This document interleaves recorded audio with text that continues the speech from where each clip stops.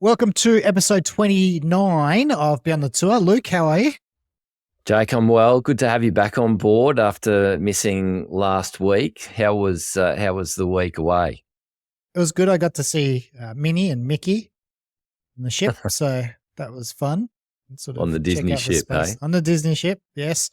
Being in Australia, we don't get to see too many cruise ships, and that's the majority of my business in terms of the travel agencies, sort of cruising, a little bit of corporate as well. But so there's a little window there over summer where we get to see different ships come into the port in Melbourne, and we, as travel agents, as a rule, get to jump on board and have a little bit of an inspection. So this sort of period between now and sort of February, March, I'll probably do 6 or 7 of these. So it's not something you can move, unfortunately. So what was the highlight of the ship in your view? It was good to see how Disney put their stamp on the cruising experience. So it's very much ships can get quite similar, or they have a slight sort of variances, but the Disney brand is really what you're going on board a Disney ship for. Obviously, it's more sort of family orientated. And if you've ever been to a Disney park, you'll certainly know it's very hard to visit and not have a smile on your face, because they do it very well, just with everything. Even behind the scenes and the people running it for us as travel agents, they put in a lot of effort into scheduling and making sure we experience the ship in a particular way as well. So it's unlike anything else, the Disney experience. And is it, is it sort of an affordable cruise to do for, the average punter? Not in comparison. Not in comparison. I think if you were comparing it to sort of say having to jump across to LA or to Orlando to do a Disney trip with a family, it's probably it's a more affordable way to do it as a family from Australia. Yeah. To experience that Disney sort of experience, and a lot faster as well. So they have to jump on a 15-hour flight. So yeah, but as you said, like just walking down Station Pier, which is the spot in Melbourne that cruise ships come into, you've got grown adults with Mickey ears just walking around. They're so hardcore, so fanatical, the fans, the Disney fans. So it was interesting to see as well. Yeah, well, whilst you were off sort of, immersing yourself in Disneyland, we did a preview of the PGA Championships here in Australia with Adam Mills. So thanks again to Adam for joining us last week. And, we got some really good feedback actually about that pod and the deep dive into the PGA at Royal Queensland. So that probably brings us to a wrap up of the results from the weekend. So lots of golf happening. It was a good episode. I listened to it, and he seemed pretty relaxed considering that, he's put in a few hours prior, but he had to go back and work fairly hard the first couple of days, didn't he? Yeah, it's certainly not the way that he would have liked to have had preparations. I think Brisbane's had something like 300 millimetres of rain so far in November, and most of that's been in the last 2 weeks, which is time for him as the superintendent and his crew out there, along with the volunteer crew that he had in. So a huge challenge, some incredible footage from the RQ social media showing them out there, basically reconstructing bunkers that have been washed out sort of 24, 48 hours before play was due to commence. So Herculean effort from Adam Mills and his crew out there, and the course, first-hand account here, the course itself, the playing surfaces, particularly in terms of the fairways and the greens, you wouldn't have known that we had 300 mil of rain. I can't say the same about some of the rough and off-course sort of areas because they've been totally trashed, and it'll take quite a while for, I think, the course to recover. It was pretty sloppy in all the sort of the spectator areas, or a lot of and the access areas in between holes and whatnot, because it's not just foot and pedestrian traffic that's going through there. There's still quite a lot of machine traffic that has to go, and so that's probably where most of the damage has been done, where machinery has gone through areas that maybe to the naked eye don't seem to be too wet. and they've just carved huge track marks all the way through, and that's not something that is going to be repaired quickly. So they're looking like the camera angle from behind, I think it was 18, down on the left there in between. That looked pretty. Also, they're down on the left from the camera angle. It looked like it was pretty sloppy and almost like pretty much black. Yeah, that's right. And that's the section in between 1T and 18 green, and sort of the first fairway heads out and the 18th fairway is coming back. And you're right, that sort of channel in there was just total slosh. So that's a good example. There was another area sort of behind 4 green, which is close to where the grandstand is for 7. That's just a total quagmire. They're probably 2 areas that really stand out as being particularly bad. And then also between sort of where that 17th tee box is and you go over to where the 4th tee box is, all of that area is probably lowest lying part of the course, and it's going to take a long time to recover. How do members feel about it? Look, I think this is the first time we've had significant damage like this, and so it will be interesting to see once all the scaffolding and the grandstands and the tournament infrastructure is bumped out, how the members do sort of feel about it. So I guess that will be an emerging thing, not something that's immediately apparent at the moment. But just walking around there as a member over the weekend, I sent Adam Mills a message this morning saying, mate, thanks for all the hard work in getting the course ready for the tournament. But I think, your hard work's still to come. It's going to take a while. Yeah, it presented quite well on TV, particularly over the weekend. As you said, the course itself looked pretty great. The bunkering and that, it was, it looked really good, I think. So, crazy amount of effort that went into preparing it, obviously. Yeah, and I mean, we can talk about it now or talk about it later when we get into the detail, but I did see on X there's a little bit of criticism of Royal Queensland as a tournament venue, and some felt that it sort of presented on TV as being fairly innocuous and not much to see. So I'd be interested in sort of your objective thoughts on that. Obviously, I'm not objective, but it'd be good to dive into that. It certainly presented a lot better, I think, from a TV standpoint.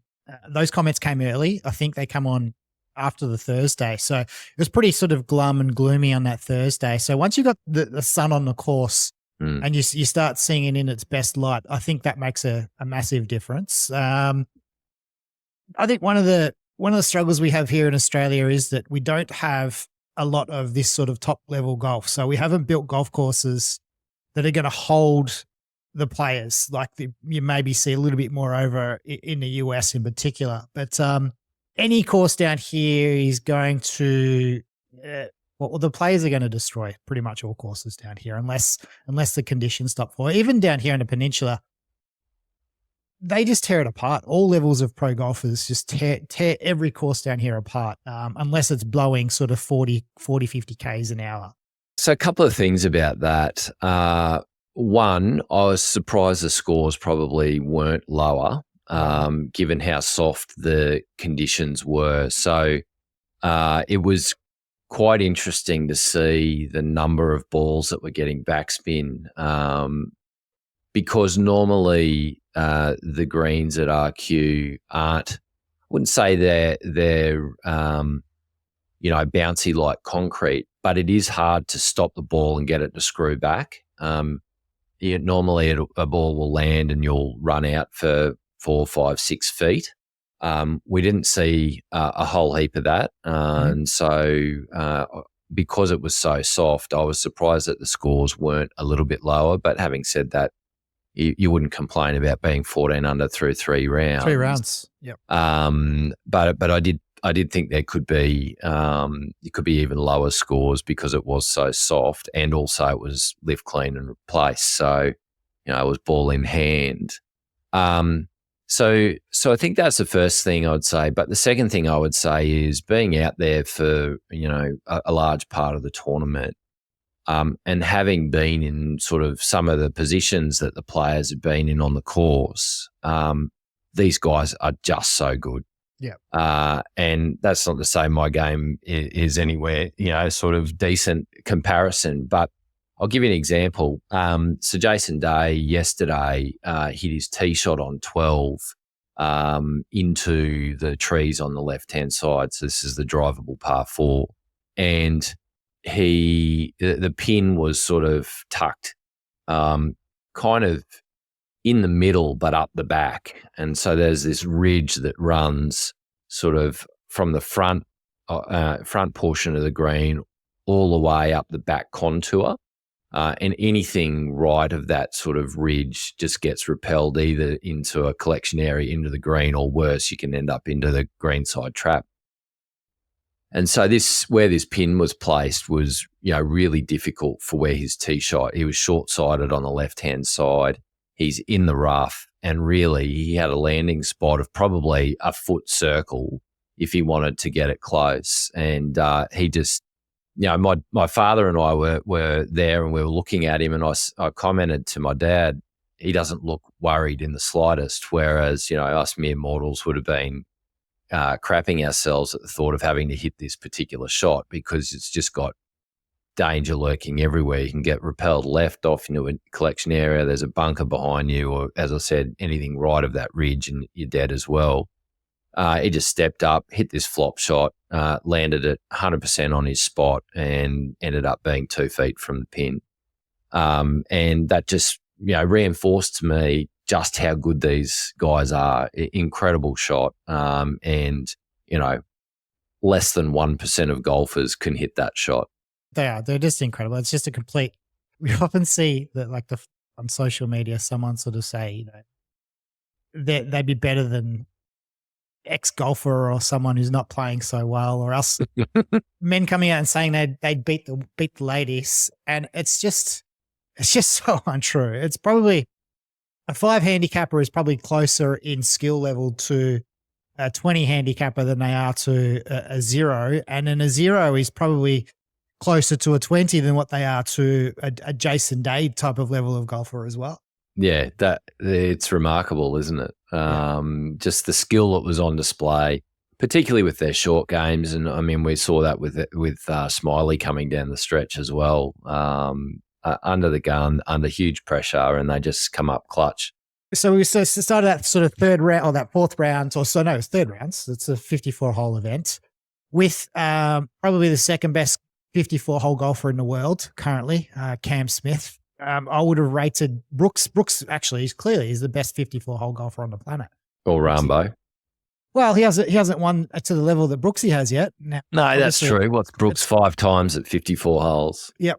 As well as 5 majors. Cam's second, I think. So he's, number 2 at 54-hole golf. So he come out level with Smylie, and they both sort of come out firing as well. A couple under on that sort of front 9, and Smylie on that back 9, he was clutch. He was as solid as I've seen. Like, there were a few times there on 12, a few other different holes where you thought, oh, he's dropping a shot here. And the up and downs and his ability to make par, and keep himself sort of in the box seat to win the tournament was incredible. You don't see it too often from sort of 22-year-old. Well, yeah, and from good golfers, it's the class above that you see that style of golfer, that style of game from. So he's obviously going places.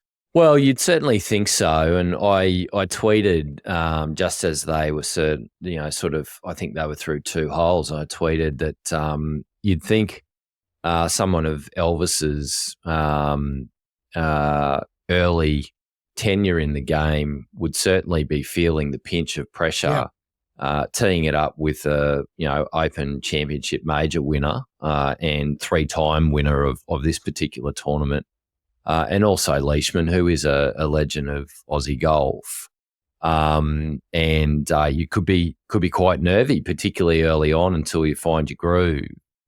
And it started, the pressure was applied immediately. Like Smithy hits his approach shot on 1. to within a foot and a half, like, stone dead for a birdie. And then Elvis, straight off the back of that, puts it to like 4 or 5 feet, rolls the putt in, and then goes about birdieing the second hole. So opens with 2 birdies to shrug off any sense that there were nerves, and just really get off on the right foot. He certainly did. It was a pretty enthralling sort of contest. Cam obviously was sort of coming down that sort of back nine. They both were struggling a little bit off the tee. Cam looked like he's got some putting, not demons, but like he seems to be struggling more than he normally would with the putter at the moment. Yeah, so a couple of things. He had 2-3 putts, right, on the front nine, which led to really sloppy bogeys for him. And that is very unusual. I do think he's on his day, he is the best putter in the world. And so it was remarkable, like being in the galleries when people saw those 3 putts, like there's just a collective sigh of disbelief when he was missing those comeback. And I guess probably a pivotal moment was on 9. It was a pivotal moment in the tournament last year when Minwoo Lee chipped in for eagle on 9. And interestingly, it happened to sort of happen again this year on the 9th hole where Smithy took driver off the deck for his second, looking to sort of get it somewhere up around the green, but instead yanked it hard left off into the drink and, ends up taking bogey there. That was, I think, sort of the start of Smylie really believing that this was his to lose. And I guess there were chances for him to lose it on the back 9. As you mentioned, he was in trouble on 12 and he made a lengthy par putt to save par then. He was in trouble again on 14, stymied sort of in the trees and had to bunt out. And Smith was the same on 14. He wasn't able to sort of get the ball up and down for par, whereas Smylie was. And then coming up on the par 5 15th, he's out of position after 2. Didn't get the ball on the green for his 3rd. And again, the chip shot he has there on that 15th green, you've got water behind it, a very narrow sort of landing zone, and maybe would have been more difficult in drier conditions with the run out, but still he was able to get it to 4 or 5 feet and roll the putt in, and then even again on 18, being in trouble there behind the trees on the right, hits the rope, the rope hook, just to get himself a chance of par up by the green side. And, it was good to see him roll that putt, even though he didn't need it in the end. It was good to see him roll it in for par and close out 6 from 6 in terms of up and downs for that final round. Yeah, it was pretty clutch, wasn't it? That 18th as well. Like that shot in was awesome. It was pretty good. And then obviously Cam put a very small amount of pressure on at the end with that chip in. Chip in on 17, but then immediately released it by dunking his approach shot on 18 into the trap. Yeah. Skeptic in me wonders whether he actually did want to see Elvis win. Is that if you've won 3 of these, is the desire really there when I guess your protege is coming through and has a great opportunity to have a life-changing moment by taking out an Australian PGA Championship? Yeah, you'd sort of say, I don't think so. Like obviously Cam is very competitive. I think this is a good result for him because he's in pretty good form outside of the putter a little bit. His driver for the most part seems to be working or being cooperative, at least for the most part. I think that sets him for this week for the Aussie Open, so he's now a 3-time PGA or is a 3-time PGA winner. He's not won an Australian Open. So coming into this week, I think he has to be the hot favourite because he's in form. Yeah, so I'm glad that he didn't win because I think he would have celebrated it. Certainly his game has been trending. If you have a look at, the PGA, the Queensland PGA, he had his chances there, but still was a little bit far back to certainly say that he should have won it, although he could have. And then the New South Wales Open, well, he probably should have won that and had a poor final round. And then yesterday, it seems from the Queensland PGA to the New South Wales Open to the Australian PGA, he's kind of stepping it up. So as you say, he's trending nicely towards an Australian Open. Kingston Heath should be a course that allows him to separate with his short game, with his putting. Has he played enough golf on the sandbelt recently to sort of, be acclimatised to the conditions? I guess you'd say no. We haven't seen a lot of golf, on the sandbelt as much as what we'd like, but certainly I think it's a course that will suit his game. I watched his interview with Mark Burris through the week. That's a very good interview, but I was pretty impressed. Well, I was actually quite promised by some of the things he was sort of talking about. The fact that he's working a little bit harder this off season physically. He sort of looks it as well. He's sort of still carrying a little bit of extra weight, but he's looking like his physique is looking quite sort of muscular or more muscular than I've seen in the past. So he's working relatively hard by the reports. Yeah. He also acknowledged that the last couple of seasons, this time of year, he sort of partied relatively hard as well. So that's promising. Yeah, I would say he was looking thicker through the upper body. He's still carrying a bit of podge around the belly, but that's to be forgiven for a Queenslander that probably enjoys a beer when he's back home in Australia. But certainly he was looking thicker through the upper body. He wasn't that far behind where Jason Day and Minwoo were in terms of rounds 1 and 2. Like when I was watching that group Saturday afternoon, he's obviously not as long as Jason and Minwoo, but he wasn't a huge way back. So he's getting it out there far enough. And then, of course, his sort of, iron and short play comes to the fore then. Did you watch much of Jace? I did watch a little bit of Jason. I've got a sentimental soft spot for Jason because he has been my favourite golfer, Aussie golfer in the past.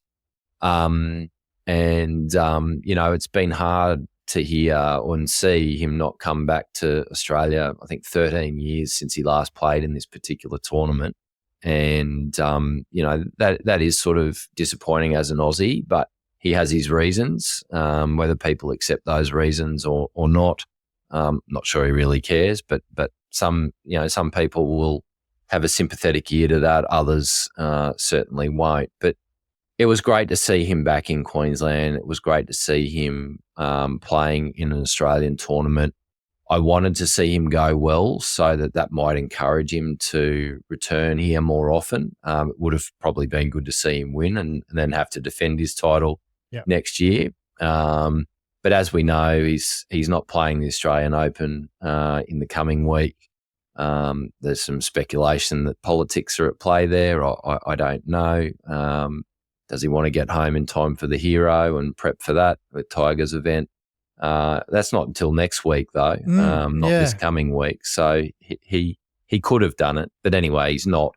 But I did watch a bit of him. There was lots of support for Jason, as you'd expect. Queenslanders were going to get behind him.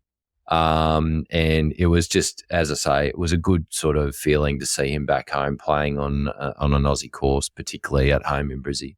Yeah, it would have been great to see him this week as well. But yeah, I looked at the Hero. There's still 3 spots at the Hero, the World Challenge, next week that are yet to be filled. So Jason's not in the list, but he's played the last few years, so it wouldn't be surprising to see him being added. Maybe he kept his name off that just to sort of get out of Australia before he announced that he was going down to the...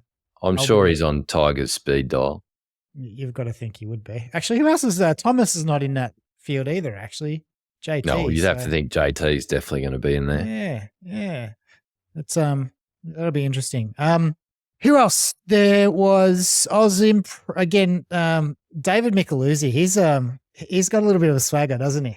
Yeah. He's got some great swag to him, Mika. I watched a bit of him too. He certainly struts around. So, we were able to sort of get reasonably close to him in the clubhouse and just see that swag up front.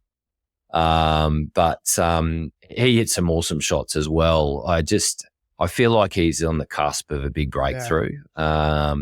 He's gradually been building on the DP World Tour so far this year. And, I just think he needs that breakout moment to really take himself to the next level. He seems to get he's obviously a very aggressive guy. He's great to watch because he's so aggressive, and he revs up the crowd, and he's got the look a little bit that he's 28, so he's actually not super young anymore either. But I reckon he'd be great on the Rippers in a year or two. Yeah, maybe. That's a very good call. I mean, I was having a chat with my dad about Rippers and what's going to happen, and he posed the question: would Elvis Smylie be someone that Cam might target to replace, say, a Matt Jones on the Ripper GC? Now, obviously, Elvis's win at the PGA Champs on the weekend gets him a 2-year exemption on the DP World Tour. But I don't know that Jones has been confirmed. He's in that open zone. And having won the Cam Smith scholarship a number of years back, certainly there's a connection between Elvis and Cam Smith. So a little bit of interesting scuttlebutt there from my old boy posing the question. But to your point, Micheluzzi is another one that you could certainly see sliding straight into that team. Yep. And being right at home from the outset. Yeah, and it would improve it a little bit on Matt Jones. He's getting a little bit long in the tooth, so he's been pretty solid. And obviously, I think he's around next year as well, so I don't see any changes for another 12 months. But if they're going down the all-Aussie sort of pathway, he'd be someone that I'd be looking at. Elvis, I think maybe some of his influences, like obviously close with Mike Clayton. I don't think Mike's a big fan of Liv by the sounds of things. No, but money talks. Money talks, but I think a lot of these young guys are still looking at that stage in their career. They do look like they're guys that want the legacy. They're sort of chasing legacy more than anything else. So I'd put access to the majors is key, right? And it's a big difference for someone, say, like Adam Scott, to go to a Ripper GC and live when you're very likely to still get a special invite or even a Jason Day. You're likely to get a special invite versus someone like Elvis, who really, if you haven't earned your way in, there's so many good young golfers around, you're just not going to cut through for a special invite. No, it's tough. Like obviously someone like Pooge, who did it this year, he played incredibly well to be able to do that, to get into some of those majors. But there's none of the other guys down there have been able to do it on Liv. So no, you've got to play a lot, don't you? Yeah. Saw Neiman as well do it. Just really grinding on the tournaments outside of the Liv schedule to be able to get enough points to play. The notables, Herbie didn't have a fantastic week. He sort of finished T43. Harry Higgs, T36. He looks like he's enjoying his time down under. So he'll be playing again this week. Aldrich, he come out for a lot of the weekend and looked pretty solid. Yep. Pot Guider was an interesting guy to watch. Very thick, heavy build, hits a long ball, and was certainly sniffing around at the top of the leaderboard there for a fair while. Just sort of couldn't get it going on Sunday when things started to rev up. So certainly someone to keep a close eye on, Pot Guider, that's for sure. And then you and Adam spoke about the top veteran. I think it was was it Ogilvy and Sendon? Were they the two? Yeah, we were going top veteran between Pamps, Ogilvy, Sendon, and Lonard. And then sort of he said he had a soft spot for John Sendon because of the beautiful swing that he had. nonetheless, it was a tie between Ogilvy and Pampling, who finished T24. Who did you say? Who did I say? I can't even remember. Who did I say? I've got to think you took. Did you take Ogilvy or did you take Pampling? I might have said Pamps. He's a Queensland boy. I can't even remember now. Well, you definitely won that one. So maybe text Adam, just let him know that. Yeah, I'll text him and let him know. I think he's got busier things to worry about. But a missed cut for John Senden and a missed cut for Peter Lonard. I wasn't even sure whether they were going to make a cut, or whether they just try and run the field for the full 3 holes, but they did end up making a cut. Pretty impressed with the party hole. That's maturing quite nicely. It seems that they've embraced that sort of concept. I can't recall if they had something like that maybe to a lesser extent prior to Live. Did they? I can't recall.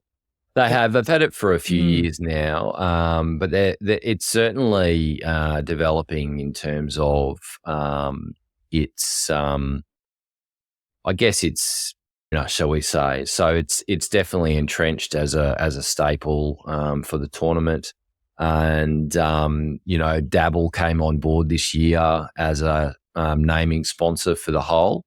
They flew Tim Nackey out from I think Canada. So if you're not aware of who Tim Nackey is, you can jump on Instagram or Facebook and have a look at him. But he's the guy that kind of bets 10 cents for every Instagram follower that he has on the blackjack hands. And he's got a particular gift of the gab in how he commentates the hands live as they unfold, and win, lose, or push. He's always entertaining. So they had him out. Dabble are obviously taking him on board as a brand ambassador, and flew him out. So he was doing sort of commentary on the party hole there from time to time as they had a comp running that a hole in one on the party hole, I think any stage over the weekend, they were going to give away $1 million. And if you had registered, which I presume included giving all your details to Dabble, that you were going to earn your share of that $1 million. So a very interesting marketing play there from Dabble. I think very it was a good match. That's sort of that brand partnership, I think, works really well for that style of hole. It didn't look like it was too out of hand. It looked like everyone was having a really good time, but it was a good mix of demographics in and around the hole. It looked great and it sounded great. I'd love to see a little bit more and more of that, because make that sort of event a bit more of sort of like a festival, really. Get that sort of festival experience into these golf courses, sort of draw a younger demographic, similar to what Liv's been targeting. It was interesting to see the comparison, live between the 17th hole at the PGA, the party hole, versus I think it's the 12th at Liv in Adelaide at the Grange. A really different feel. So I think you're right. People were enjoying themselves at the 17th at the party hole for the PGA, and reasonably well behaved. A lot less sort of loud behaviour than what we've seen at Liv. Yep. And that's not being critical of Liv. It was just a different feel. So not as boisterous, certainly not as packed. Like that hole at the Grange for Liv Adelaide, it's very, very difficult to actually get in there now as a grounds pass spectator. And really, you've got to have sort of almost a corporate hospitality ticket to be able to see anything decently. I think with the, the 17th there's still a decent chance for you as a grounds pass holder to be able to see the players. But up the right-hand side, they did have reserve seating, and this might be something they need to have a look at in future years. But that reserve seating was virtually, vacant. It was empty, except for a smattering of people. And it's because you're there in the baking sun or the pour down rain. There's no shelter. There's no coverage whatsoever. And so, you've got to pay for the reserve seat, and then you're exposed to the elements all day. So think they probably need to have a look at that because that wasn't utilised and it probably did detract from the atmosphere a little bit. Yep. So probably maybe a little bit more corporate sort of, or maybe more corporate, or I mean, I don't know. You need to do something there. Yep. That's good. But I was pretty impressed with it. It looked good. Everyone looked like they were having fun. The players didn't look like it affected those guys with the background music sort of playing as well. So it was good to see. No, and Jason Day was sort of asked about that hole, and he contrasted it to the Waste Management Open. So at Scottsdale there, I can't remember is it 16 at Scottsdale? I think it is 16 at Scottsdale.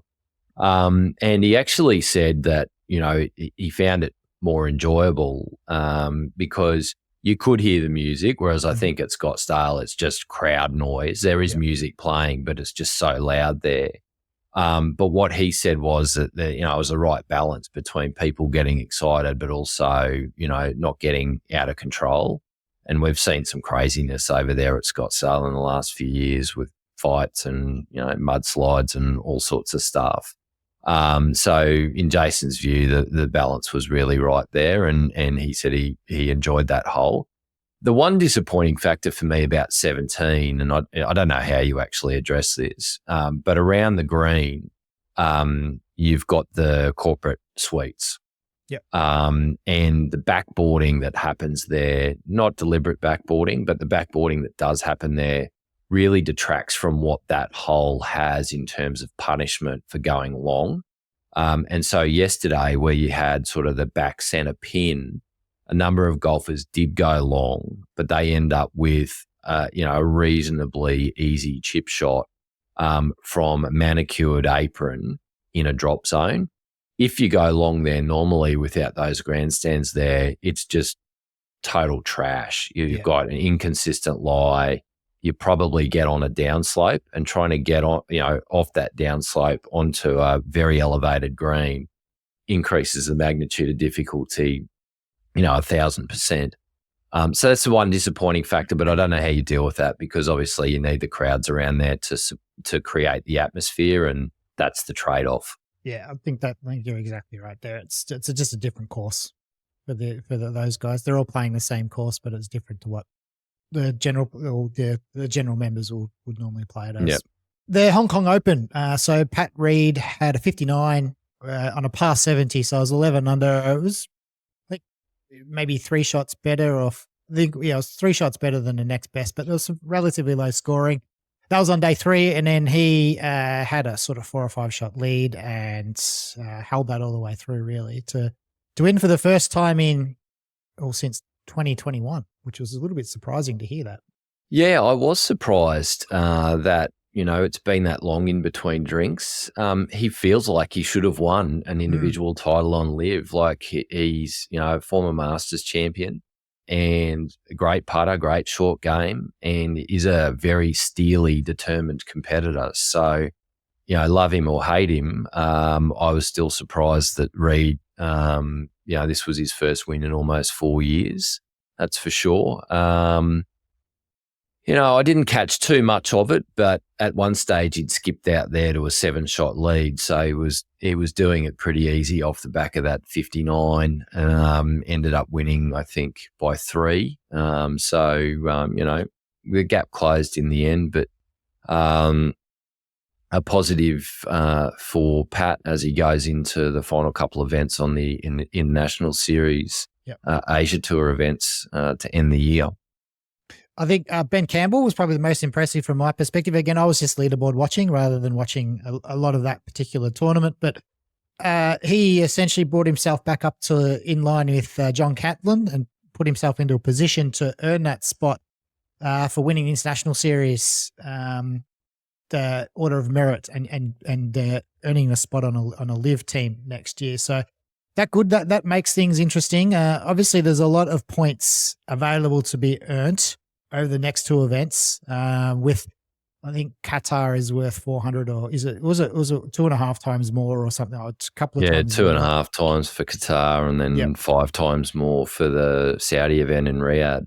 Yep. So I think essentially, as it stands, someone could come and play two events or even just the last event at the moment and win the entire series with a win in Riyadh. But, with those top two, Catlin doesn't look like he's in fantastic form at the moment.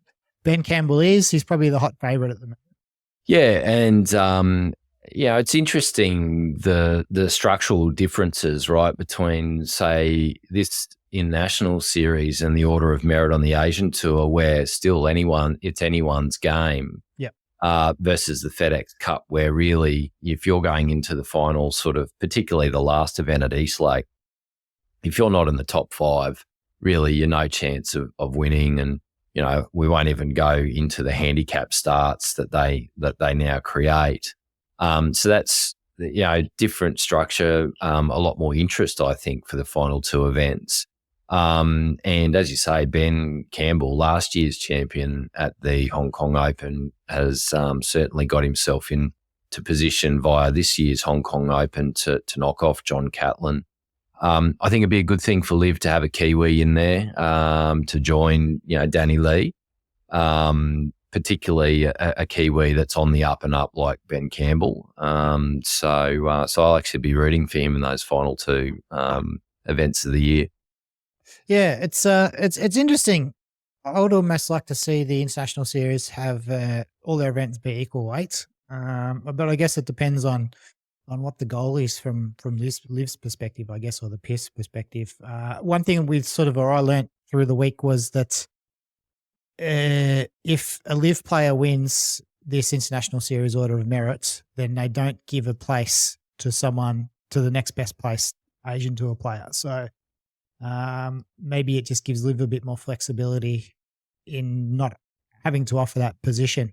I don't know, but yeah, that's obviously what they're aiming for. And I guess if you own it, then you can do with it what you want. I would prefer to see them really lean into the true relegation promotion side of things.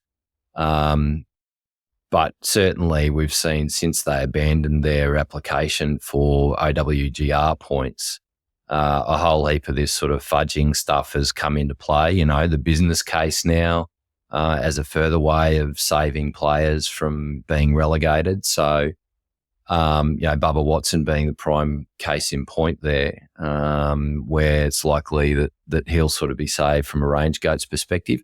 One thing I'm not clear on, and I don't know whether you are, is Bubba's captain of the range goats, and it seems like his position's on the line, but then there are other playing captains who are safe. What's the distinction there?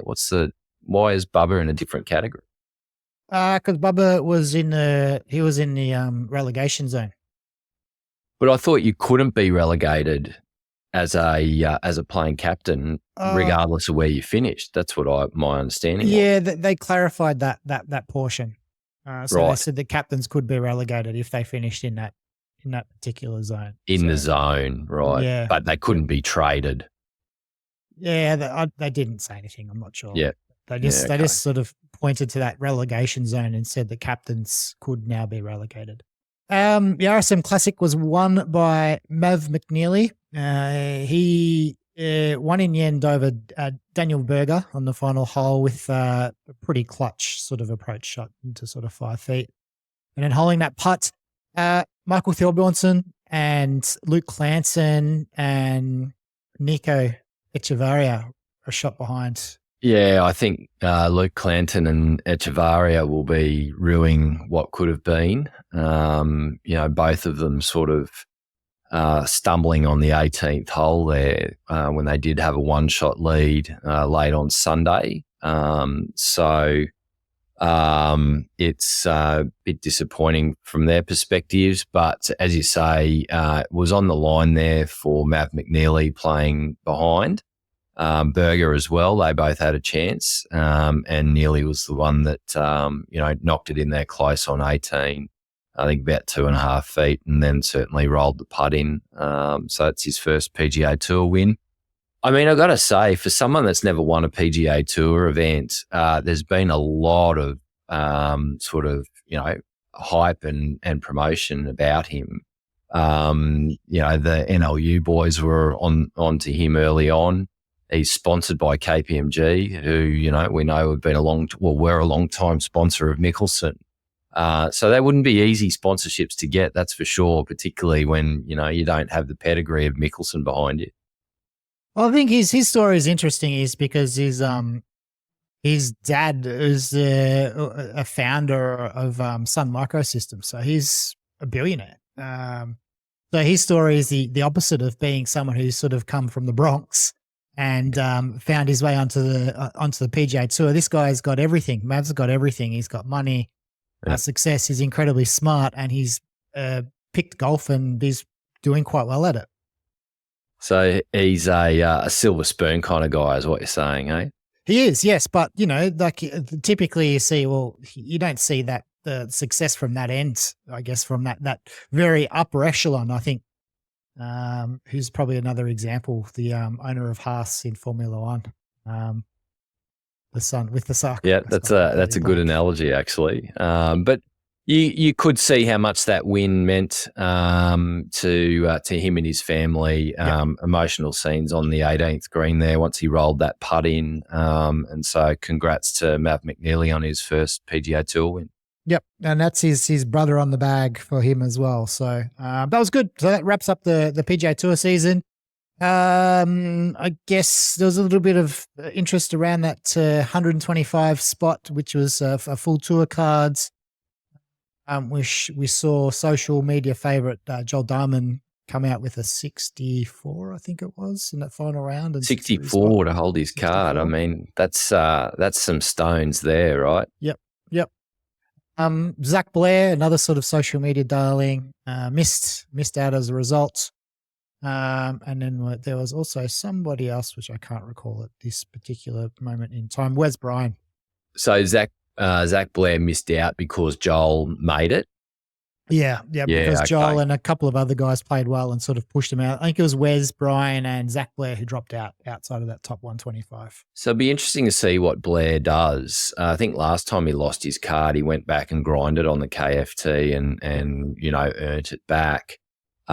He's got these other interests, the tree farm and the Bucks Club and those sorts of things. Pretty healthy social media following as well. So a fair few options there for him to monetize and generate alternate revenue streams to being a PGA Tour player. But I feel like he's just got such a passion for the game, he'll probably keep going. Yeah, so let's think about it. So you've got 125 playing cards next season. You've got the 30 Corn Ferry.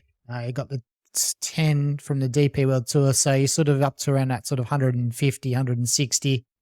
Take out the top 60. So yeah, he's finishing in that, I guess, anywhere inside the top 150 on the end of season. You think he's going to get a few starts. Him and Wes Bryan will probably get. You're going to get 15 starts, you would think.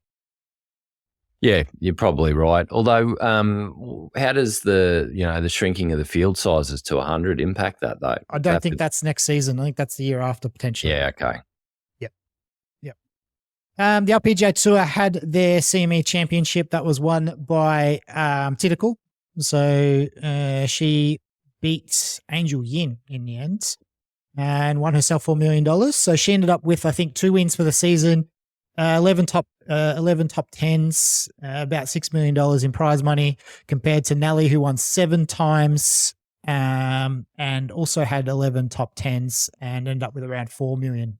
Yeah, it seems a little strange, but I guess that's the way their structure is. You would say Nelly's been the standout player of the season, but Tidikul certainly has had her moments. She's played really well this year, and as you say, took home $4 million for her efforts. Her and Yin were sort of tied up the top there at 21 under. Both in the fairway on 18, and Tidikul just hits his baller shot to about 4 feet. Put a lot of pressure on Yin. She hit her approach to 25 feet, but couldn't make the putt. Just burnt the edge. Was it close? But of course, Tidikul rolled her putt in, no worries. So, that final putt there is a $3 million putt. You got to be a bit nervous over that, don't you? Absolutely. Like that. That is, that's a half her season sort of prize money. So Yeah. there's a pressure on that for sure. You got to make those putts in the 3-foot circle, hey, like Phil Yep. Mickelson says. Yep. Lydia Ko was third. Nelly finished T5. Hannah Green was T19. Grace Kim, T25. Minji Lee, T30. So those three are coming back for the Australian Open this week, which is good to see. I don't think Gabby Ruffles is coming back. I'm not sure why, but she doesn't appear in the field at this stage. Yeah, that's interesting, isn't it? It would be good to see her come back because she has had a reasonably good season. So, it's always a positive when Australian golfers return to play the home events. So, but there'll be heaps of attention for Hannah and Minji particularly. But I think also Grace Kim's had a really good season. Steph Kiriakou as well. So lots of positives from Australian female golf perspective. Yep, absolutely. So that's going to be interesting. This week, got the Qatar, the international series on the Asian Tour, which we already sort of touched on. That's got a pretty strong field, lots of live contingent there. And then obviously our focus is essentially on the Australian Open at Kingston Heath as the headline course, really. And Neiman he's coming down. Yarko's defending. There's only the 4 live guys, so it's Neiman and then the 4 or 5 live guys actually, isn't it? Or is Jonesy playing? Did you see? Or is he in? I didn't see, but I would expect that he would be, given that he's former Australian Open champion. But I didn't see him in the field in the entry list.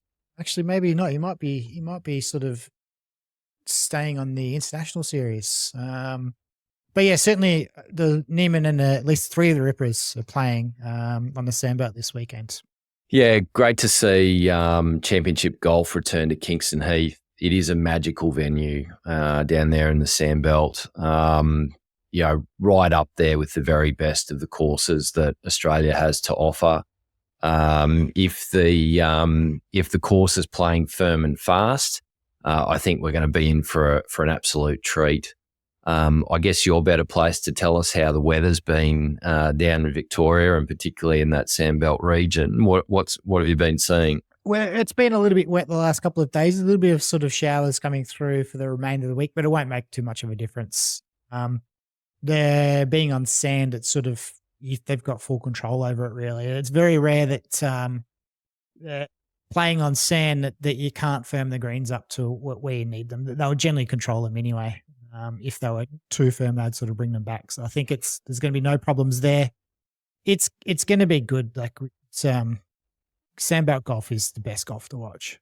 Yeah, I hope that we see it playing firm and fast. I hope they give those greens a good bake because it just makes such a difference. I think back to the 2019 President's Cup and the way that Royal Melbourne had been prepared, and just the extra questions that these golfers are asked by challenging green complexes, penal bunkering, and firm and fast conditions. It just takes it to a whole new level, and you really sort the wheat from the chaff. So I'm hoping to see that at the Aussie Open, and can't wait. Yep, I'm going to get down there maybe for the Pro-Am Day, possibly on Wednesday. I don't love crowds, so I like those early a couple of days. So probably maybe Wednesday, and then probably the Friday. I think I'll stay away and watch it on TV for the weekend, I'd imagine. But yep. Interested to see Carl Phillips live again. So I'll be following him around a little bit, I'd say. Maybe a little bit of actually Yarko Neiman I might check out as well. Yeah, it's good seeing Neiman live. Yeah. He's got that very unique swing. And for a professional golfer, he's got a low trajectory ball flight, but still can go really, really low. So it will be interesting to see how that ball flight fits down at Kingston Heath if conditions are, bouncy. One thing I think with him that's probably goes a little bit sort of unnoticed, or the fact that he's been on Live for a few years, we don't have all these data anymore on Live compared to what you'd have with ShotLink. But I think one of the big reasons for his improvement over the past 12, 18 months was I think he's added a bit more, a bit more sort of ball flights into his repertoire. So he can now go high and he can curve it both ways. So I think watching him sort of in and around that Masters time, I think that was a big reason. So he looks like he added a bit of distance over the last off season. So he got added distance and being able to control his ball flight a lot. So I think he's a more complete golfer than what he was when he was on the PGA Tour. Yeah. And certainly an exciting guy to watch. So I suspect we'll be seeing plenty of him on the coverage. Yep. I think there was 18 Live guys playing the International Series this week, including the guys that are outgoing. Matty Jones is there, so he's in Qatar. The other notable there from the Live perspective is AK, so he's playing as well. So that will be interesting to see how his game is progressing. Yeah, the rumour is that he's stitched up for another season on Live in 2025, and it would be good to see him really reap the rewards of his hard work. I don't think anyone could say that he hasn't been grinding this year. Absolutely has. And to have so long out of the game, it was probably unrealistic to expect him to be competitive in any way, shape or form this year. But someone with that amount of talent, you mix that with dedication and hard work, you want to see some results and hopefully he can get some momentum at the back end of this season going into next year's Live tournament schedule. Yep. I think you lose I think the hardest thing to get back into the game if you're not really playing is that sort of distance. So he improved a lot. Like he was not getting it out there very far when he first come on Live. The reality is he's probably not deserving. Well, in terms of his game where it currently is, he's not deserving of a place on Live. But it's a bit of a free swing for those guys still because obviously they got that initial sort of bump with the interest around him coming back to pro golf. Now I think he's just another golfer now. But if he was to come out and be competitive, top 10, get close to a win potentially on Live, I think that's another big bump and a big sort of hit to the storyline. I think that's well worth having him on Live for that one reason, the very low chance that he might come out and be successful again. Yeah, he's a bit of a Hail Mary play really for them, isn't he? So it's something that have you lost vision of me? I've got you. Yep. You got me. Okay. My screen's just gone blank. But it's a bit of a Hail Mary play for Liv. Low risk in the sense that they're probably not paying him a lot, but if it comes off, the upside is there. Lots of interest in him at Liv Adelaide, wasn't there? He had heaps of support. Yeah. So there does seem to be sort of a grassroots, sentimental support and interest in him. So would be definitely good to see him do well next year because it probably will be his last chance, I would imagine. You'd think so, unless he moves into some other sort of form, intermedia or something, but doesn't look like he's fantastic at that sort of well, he might be. Sort of a few podcasts I've watched him, he's relatively reasonable, but he seems pretty controversial on X at least. Yeah, and I did see Hank Haney on X showing some footage of him hitting his driver. It's clear he's picked up a lot of speed, his positions, really good position at the top and through impact. So, Haney is obviously friendly to Liv and open to the Liv League. But, went out of his way to sort of post some footage there of AK and give him kudos. Other stuff, what else do we see? So it's Matt Vincenzi's sort of article now writing for SI Golf or Sports Illustrated. So that was quite interesting, sort of talking a little bit about the fact that some of the GMs, their phones have been ringing off the hook with a few big names looking to come across to Liv. He also sort of said there was some, if John Catlin didn't end up taking out that final position, that he would still find his way onto a Liv team, which I thought was interesting. Yeah, I did find that interesting. So clearly there's some moves that are happening behind the scenes. I don't know if I believe the phone's ringing off the hook and that there are big names on the way. I hope there are big names on the way. The skeptic in me asks, is this just sort of a bit of Greg Norman marketing hot air? Because we know that he certainly can talk a big game. So proof will be in the pudding, and we'll see what happens over the off season. But it does feel like the camps are relatively settled. And if there are some big names to come across, there's not going to be a huge amount, despite the fact that there are some obvious targets. So, I'd love to get Matsuyama to come across and attack that Japanese market. As we know, there's likely to be an event in Japan next year. And then that sort of Scandinavian Nordic style team, you could see a dream team of Oberg, Hovland and the Højgaard brothers. That would be pretty electric. Now, the Højgaard brothers are probably a bit too young in their careers to take a risk like that. Oberg and Hovland, I guess they're right at the spot where their names are so big now that you'd have to think the majors would be giving them special exemptions if they did go and join. But that would certainly be a dream team. But I guess I'm a little skeptical about whether we're going to see any real big moves. I hope we do, but I don't know. It's a big question mark for me. Yeah, we didn't really start hearing about the rumblings. Well, it's about this time actually. It was sort of early December when we heard the rumblings of Rahm coming across. But so we're getting close to sort of hearing a bit more. But I'd love it a little bit more out in the open to give us something to discuss rather than this whole secretive. Give us some content. Yeah.